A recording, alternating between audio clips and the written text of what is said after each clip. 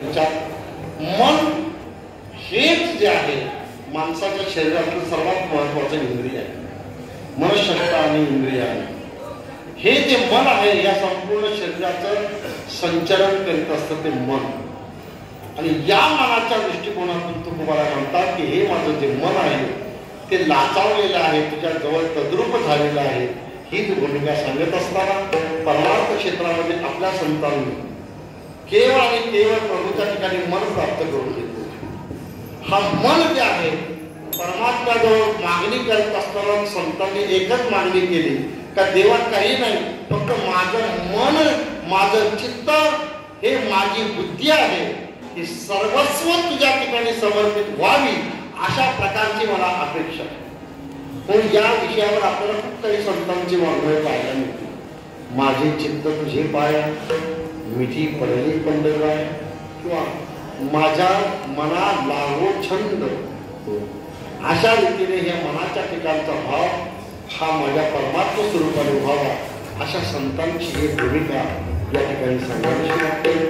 म्हणून आपल्या संतांचं जीवनचरित्र पाहत असताना कसं परमात्म्याच्या ठिकाणी ते मनाच्या रूपाने किती तादात्म्य पावलेलं आहे. यामध्ये सर्वात महत्वाचं जर थोडक्यात जर चरित्र सांगायचं म्हटलं तर मला गोरोबा काकांचे चरित्र फार विशेष वाटतं. गोरोबा काकांनी परमात्म्याला वाहून घेतलं होतं. एवढे तल्लीन झाले होते का यत्किंची सुद्धा त्यांना संसारात पिकांच्या पदार्थांची अपेक्षा सुद्धा नव्हती. आपल्या सर्वांना ज्ञात आहे ज्या वेळेला माती पायाने तुडवत असताना स्वतःच मुलगं पायाजवळ कधी आलं हे त्यांना कधी कळालं सुद्धा नव्हतं. का? कारण ते केवळ आणि केवळ तादात्म्य स्वरूपाला प्राप्त झाले होते. पायाखाली मूळ चिरडलं, पत्नीने पाहिलं, अतिशय क्रोधाविष्ट झाली. आपल्या पतिदेवाला त्या नामचिंतनातून बाजूला केलं. आता क्रोध आला का मी त्या प्रभूच्या नामस्मरणामध्ये रंगलो होतो. किती रंगलो होतो? मन राम रंगी रंगले राम रंगी आत्मरंगी रंगले मन, आत्मरंगी रंगले मन राम. त्या रंगामध्ये रंगले होते आणि त्या रंगामध्ये विक्षेप आल्याचा त्यांना क्रोध आला आणि पत्नीला हात उगारला.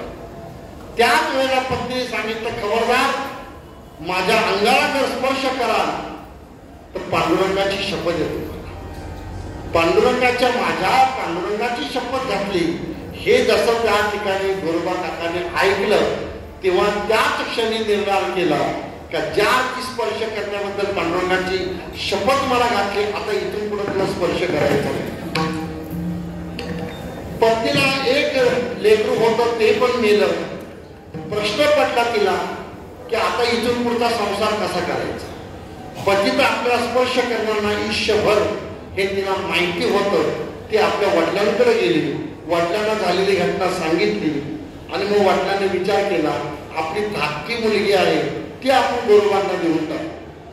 म्हणून धाकटी मुलीचा विवाह थाटामाटामध्ये पार पडला आणि ज्यावेळी मुलीला बोलवण करायच्या वेळेला त्या मुलीच्या बापाने म्हणजे गोरोबा काकांच्या सासऱ्यांनी एकच विनंती केलं म्हणे गोरोबा जसं पांडुरंगाची शपथ आहे तुम्हाला, जसं पहिलीला सांभाळलं तसं दुसरीला. आता गोरोबा काका हसले, म्हटलं पहिलीला स्पर्श करायचा नाही आता दुसरीला तसा सांभाळ करायचा. आता दोन्ही पत्नींना स्पर्श करायचा नाही. एके दिवशी त्या दोन्ही पत्नींनी निर्धार केला की गोरोबा काका आपल्याला कसं स्पर्श करतो. म्हणून मध्यरात्री दोन्हींनी गोरोबा काकांचे हात आपल्या हातामध्ये घेतले. जाग आली आणि आपले हात आपल्या दोन्ही पत्नींच्या हातामध्ये आहे हे पाहिल्यानंतर माझी प्रतिज्ञा मोडली याचा राग आला आणि त्यांनी आपले हात त्या कोयत्यावर टाकून दोन्ही हात विलग करून टाकले. आता गोरोबा काकांना हातात घेणार, आता त्या बळकी संसार घडवायचा ज्या हाताने आता ते हात सुद्धा गेले. अशी विपन्न अवस्था झाल्यानंतर आणि मन वाटे पांडुरंगाला दया. मला मन याविषयी पांडुरंगाच्या ठिकाणी तादात्म्य पावलं त्या गोरोबा काकांचं थोडं चिंतन करून आणि जवळजवळ आपलं स्वयंपाक जवळ उडकत आदरणीय बाळासाहेब म्हटले की आपल्याला जेवण झालं का आपण जेवण होत तोपर्यंत आपण चाललो, म्हणजे ज्या मी थांबलो त्या समजायचं आता जेवण